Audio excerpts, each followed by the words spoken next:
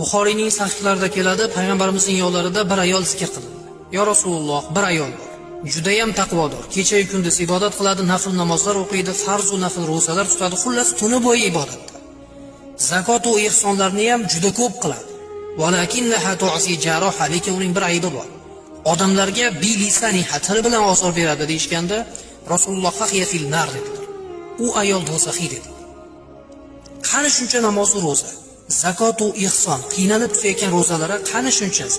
Hammasi kuyib ketdi. Tilingiz bilan birovga ozor berib qo'ysangiz, amallaringiz xavatir bo'lib ketishiga mana shu hadisda bayon qildi. Va shuni muqobilida boshqa bir ayol zikr qilindi. U ayol ham namozini o'qiydi, faqat farz ro'zalarini tutadi. Nafl ro'za tutmaydi, farz ro'za tutadi. Ihson ham qiladi, lekin juda kam. Haligi ayolchalik ko'p ihson qilmaydi, chunki sharoiti yo'q deganlarida Rasululloh fahiya fil jannat dedilar.